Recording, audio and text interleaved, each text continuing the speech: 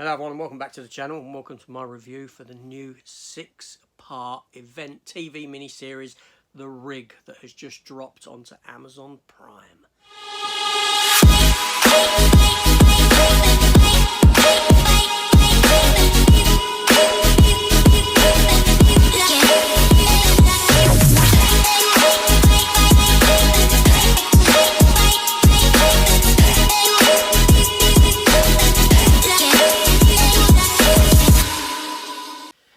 Okay, yeah, so here, this show, The Rig, 6 episodes. Each episode is 50 to 51 minutes long each, and it's got quite a recognisable cast in that it's led by Iain Glen, who plays Magnus Macmillan. Now, Iain Glen is an actor that you may well recognise from shows like Game of Thrones or films like Resident Evil, as well as a wealth of other appearances in film and TV.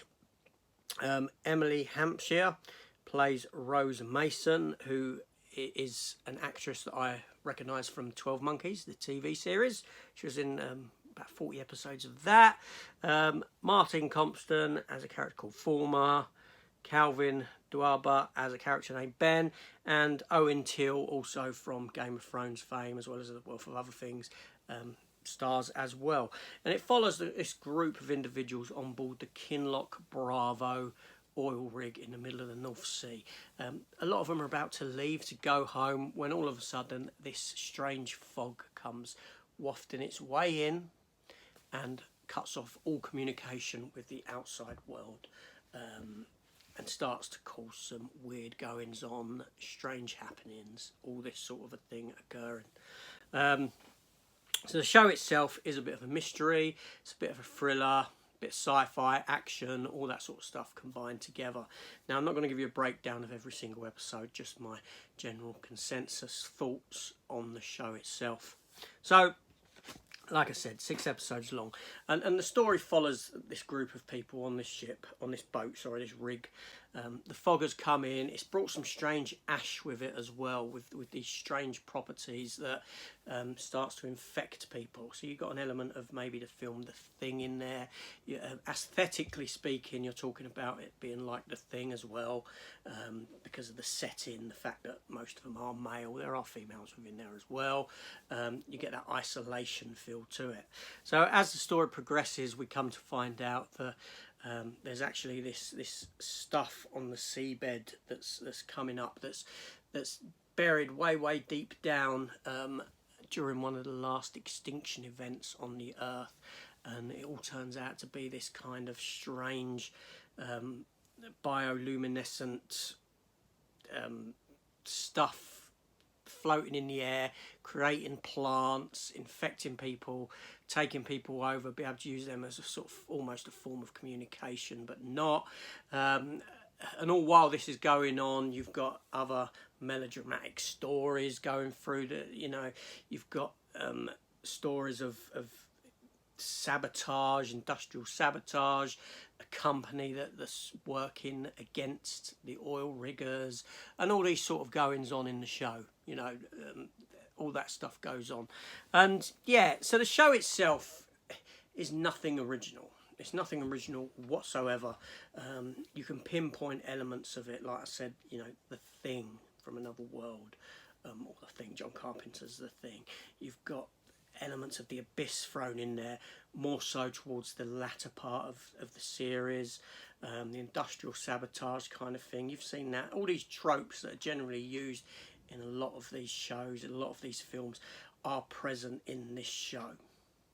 The show's not without fault. It certainly isn't. There's an element of the writing aside.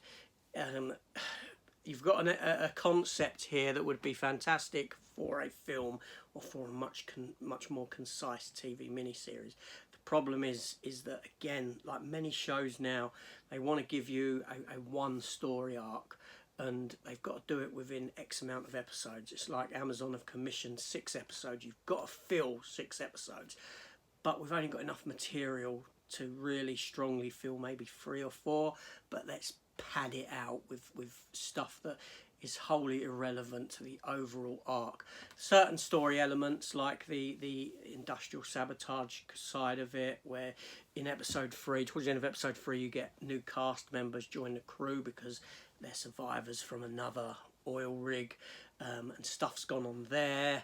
And one of the guys is in on what's going on, without giving stuff away, and he's trying to make it happen again here, and he's fighting this essentially a life form from millennia ago, and he wants to destroy it. Other people believe they all communicate with it, and this is where elements of the Abyss come into play.